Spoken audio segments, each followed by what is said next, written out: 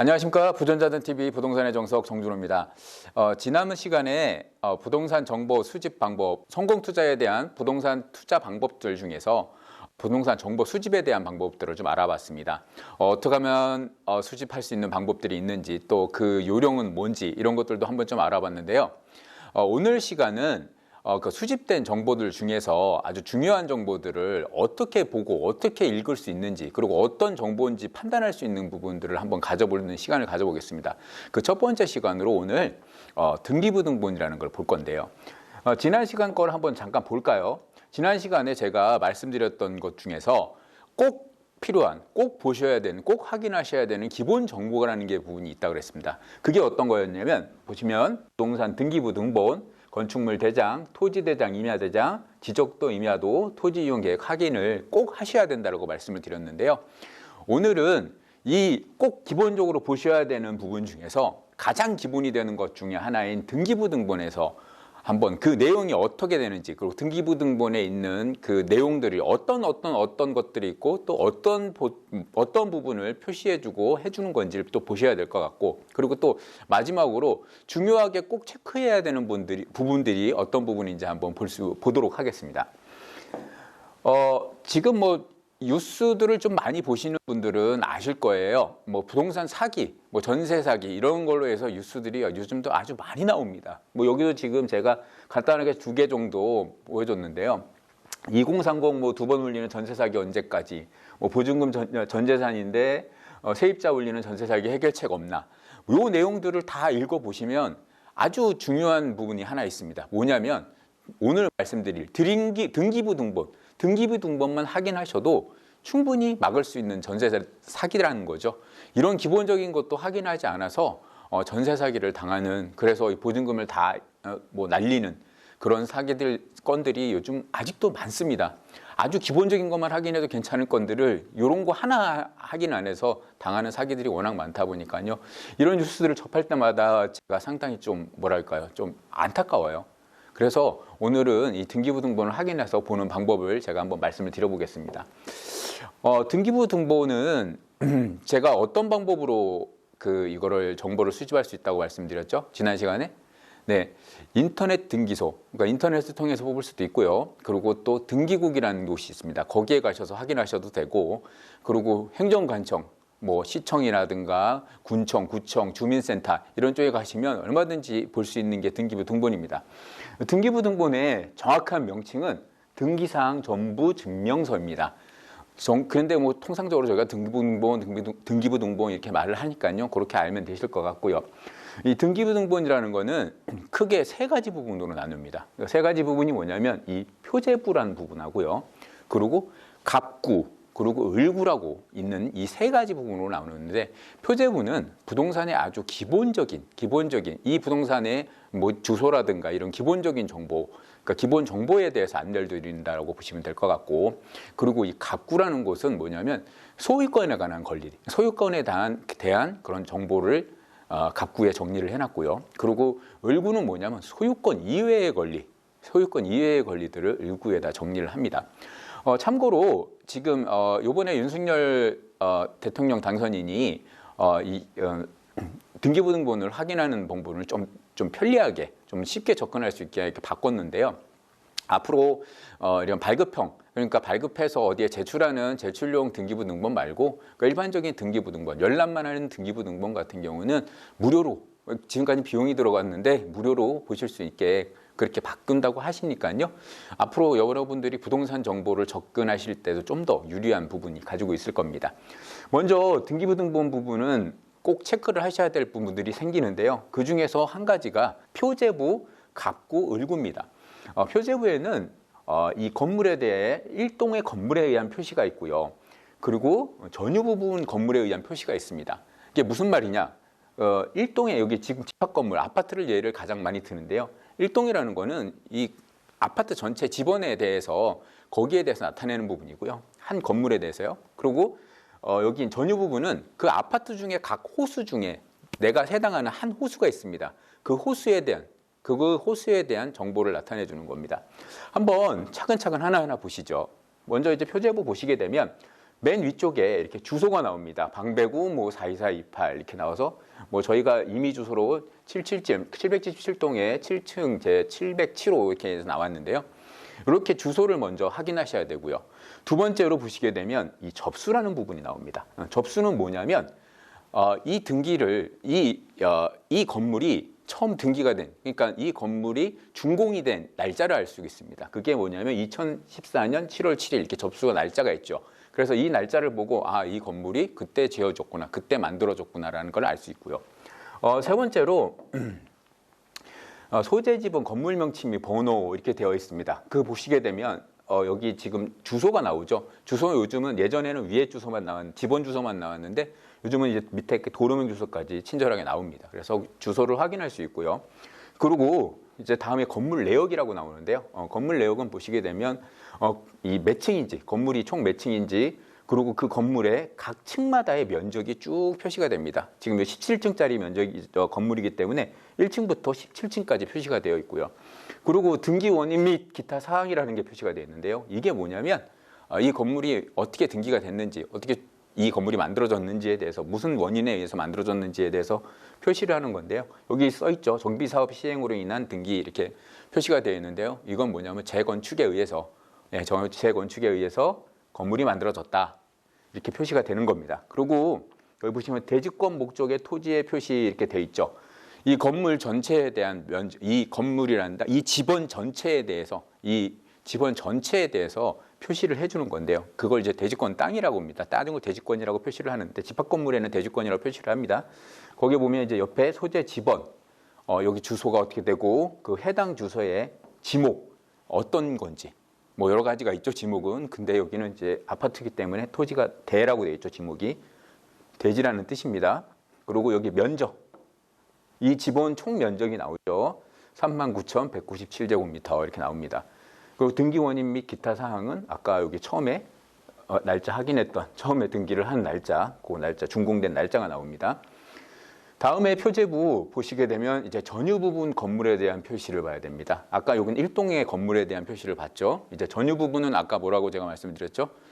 제가 소유하고 있는, 아니면 뭐 제가 소유한다고 표현하기엔 좀 그렇죠. 그 건물 한 동에 있는 건물 중에 한 호수, 가령 여기 777동에 707호를 의미하는 겁니다. 그게 전유 부분입니다. 707호가요. 전유 부분 건물에 대한 표시입니다. 접수 날짜는 당연히 동일할 거고요. 그리고 여기 이제 제 몇 층, 몇 호 이렇게 나오죠. 여기를 예시를 들면 7층 707호 이렇게 표시가 됩니다. 건물 내역에 보시게 되면 아까 여기는 전체 토지 면적이 나왔죠. 여기는 뭐냐면 이 건물 내에 제가 쓰는 전유 부분, 그 쓰는 부분의 면적입니다. 콘크리트 구조로 되어 있고 84.93제곱미터 이렇게 표시가 되죠. 그래서 그 면적이 표시가 됩니다.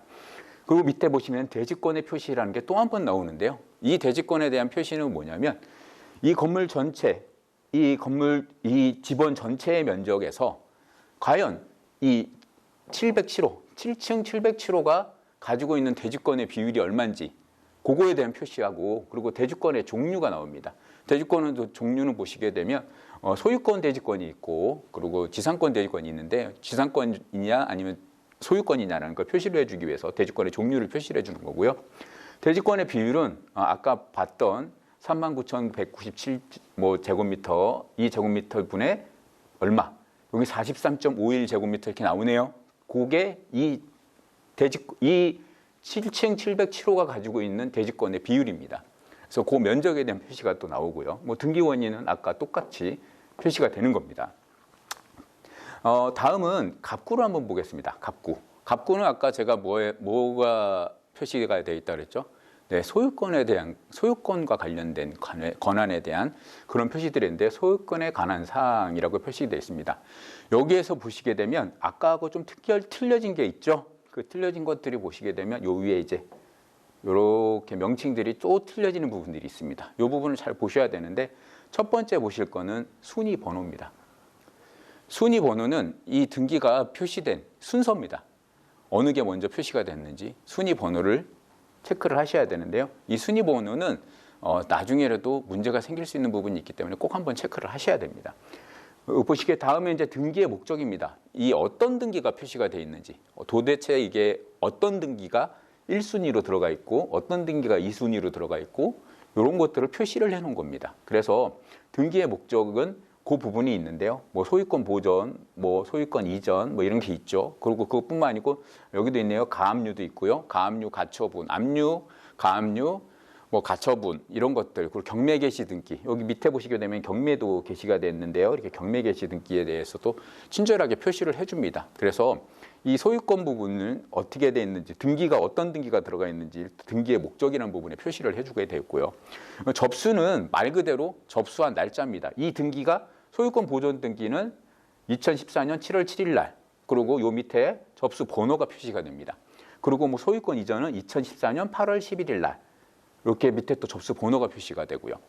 가끔 가다 보시게 되면 이 접수 날짜가 동일한 날짜가 있습니다. 그때 밑에 보시게 되면 접수 번호만 틀립니다. 이 접수 번호를 가지고 옆에 보시면 접수 순위 번호를 체킹을 해주는 겁니다. 접수 번호가 빠른 게 순위 번호도 당연히 높겠죠. 그렇게 해서 지금 표시가 되는 부분이 이 접수라는 부분이고요. 그리고 이제 다음에 이제 등기 원인입니다. 이 등기 원인이라는 부분 보면 이 등기가 앞에 보이신 이 등기의 목적이라고 되어 있는 이欄이 왜 어떻게 이게 여기에 표시가 됐는지에 대한 그런 등기의 원인을 표시를 해줍니다. 이게 왜 이렇게 됐는지. 앞에 보시면 여기 2번 란에 보시면 소유권 이전이라고 돼 있죠. 소유권이 이전이 됐대요.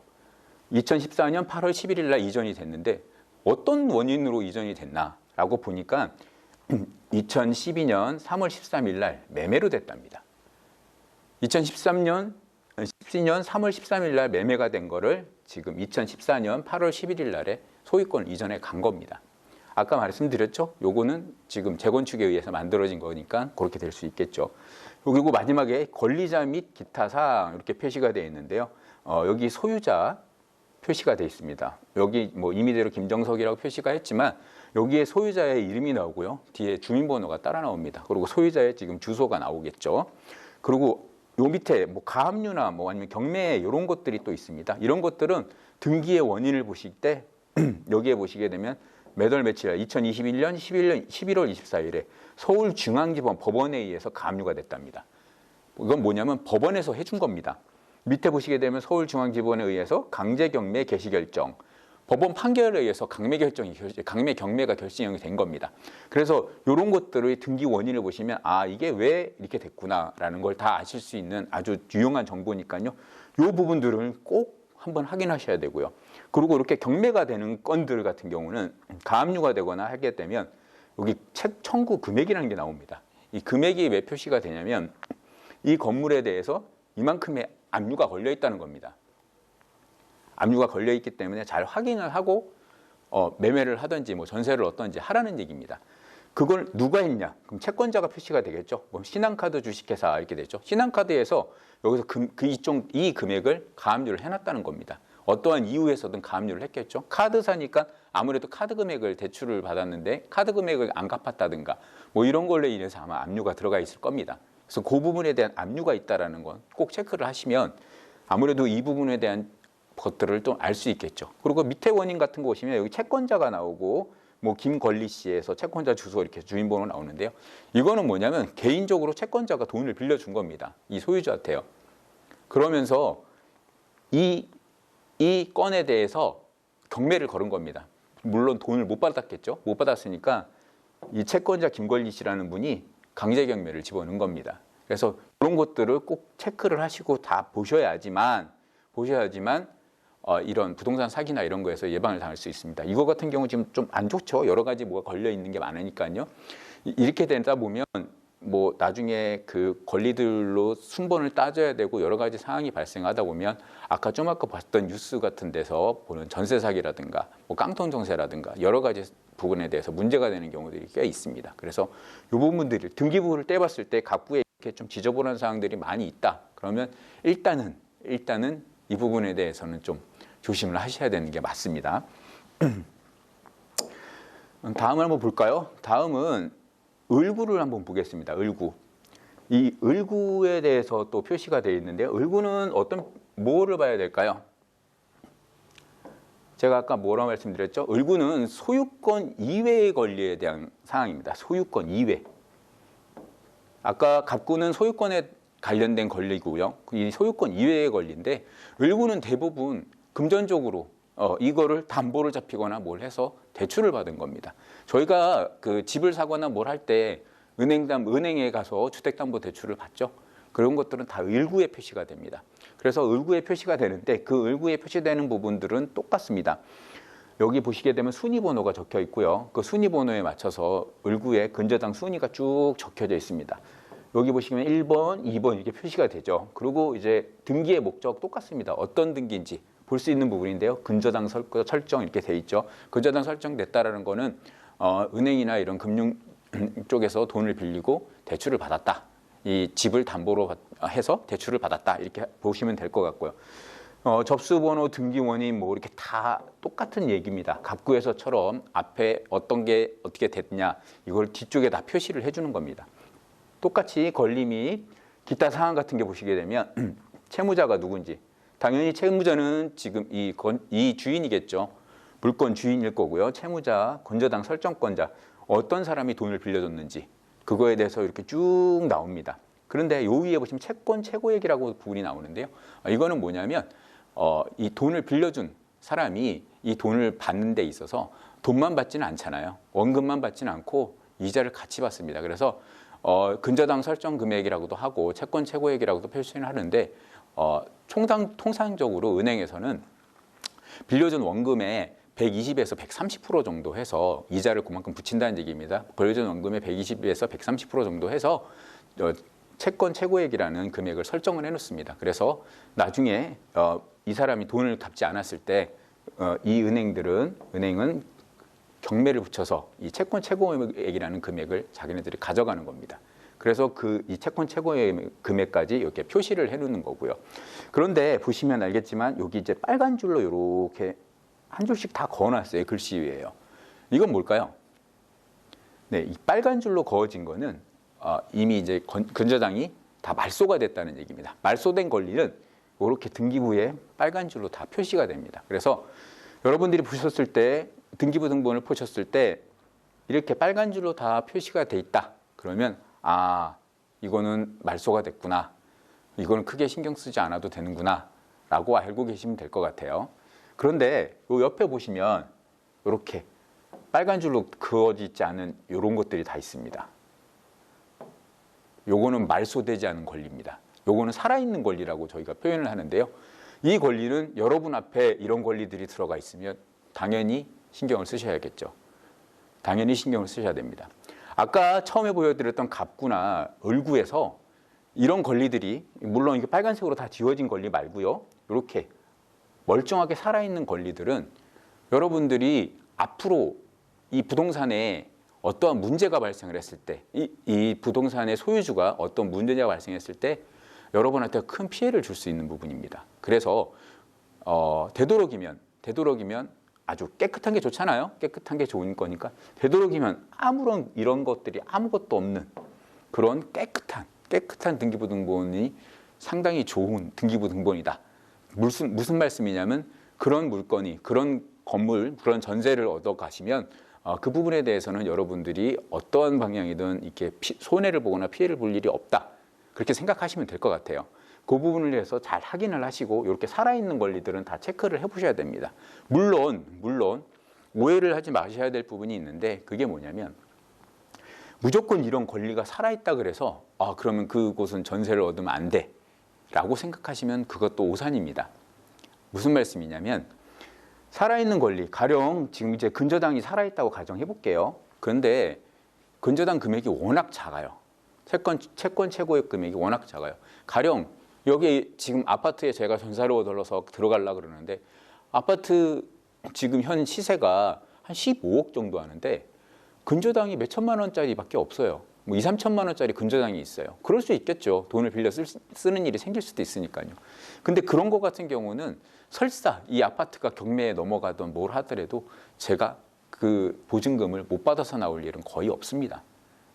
이제 그것처럼 건 바이 건으로 생각은 하시긴 하셔야 되는데 가장 좋은 거는 아무것도 없는 게 가장 좋다라고 생각하시면 될 것 같아요. 그래서 이 등기부 등본을 꼭 확인하셔야 됩니다. 꼭 확인하셔야 되는데 언제까지 확인해야 되냐?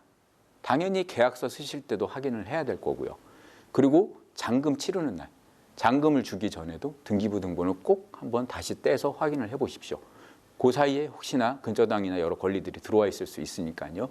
그렇게 하셔서 그거를 한번 다 확인하시고 그러고 나서 잔금을 치르시게 되면 아까 말씀드렸던 그런 전세 사기라든가 이런 사기에 대해서 뭐 물론 100%까지 예방한다라고 말씀드릴 수는 없습니다. 하지만 상당히 많은 부분에서 여러분들의 그런 사기나 이런 걸 예방할 수 있다. 이렇게까지 말씀드릴 수 있으니까요. 그 부분을 꼭 확인하시고 꼭 잘 전세 계약이라든가 잔금 진행이라는 걸 진행을 하셔야 될 것 같습니다. 오늘 이렇게 등기부등본에 대해서 좀 알아봤는데요. 여러분들 뭐 등기부등본 지금까지 이렇게 자세히 제가 설명을 드려봤지만 물론 알고 계셨던 분들도 계실 거고 잘 모르셨던 분도 계셨을 거예요. 알고 계셨던 분들은 한번 짚어보는, 확인해보는 그런 단계였다고 생각하시면 될 것 같고요. 모르셨던 분들은 오늘 새로운 정보 잘 알아보시고 그 정보를 가져가시면 될 것 같습니다. 이 등기부등본 확인은 뭐 2번, 3번 강조해도 이게 틀린 말이 아닙니다. 지나치지 않아요. 그러니까 꼭 등기부등본 확인해 보시고요.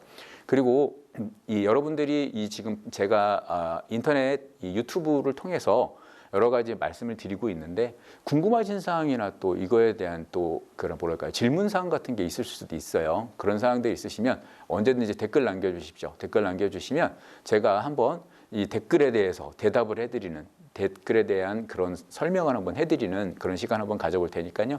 언제든지 좀 적어주시면 좋을 것 같고요.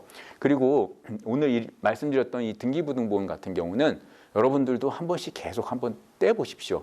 뭐 꼭 일이 있어서 그때 떼서 확인하는 것보다는 이런 기회 좋습니다. 한 번 정도 본인 뭐 부모님 집이라든가 아니면 뭐 본인 집이라든가 등기부등본 한번 떼보세요. 본인이 전세 살고 있는 집도 좋습니다. 등기부등본 한번 떼보시면 거기에 등기부에 나타나 있는 이 사항들을 보시면서 오늘 제가 말씀드렸던 사항들도 하나하나 한번 체크해 보시면서 그런 시간을 가졌으면 좋겠습니다. 오늘 이렇게 뭐 등기부등본에 대해서 말씀을 드렸는데요. 다음 시간은 또 다른 부분, 또 여러분들이 또 이 등기부등본 말고 또 한번 체크해야 되는 다른 부분들에 대해서 제가 다시 한번 자세하게 설명드릴 예정이고요. 오늘 제가 설명드린 내용, 오늘 정보 좀 유익하셨다면 구독, 좋아요 꼭 눌러주시고요. 다음 시간에 더 좋은 정보, 더 알찬 정보로 인사 한번 드리겠습니다. 감사합니다.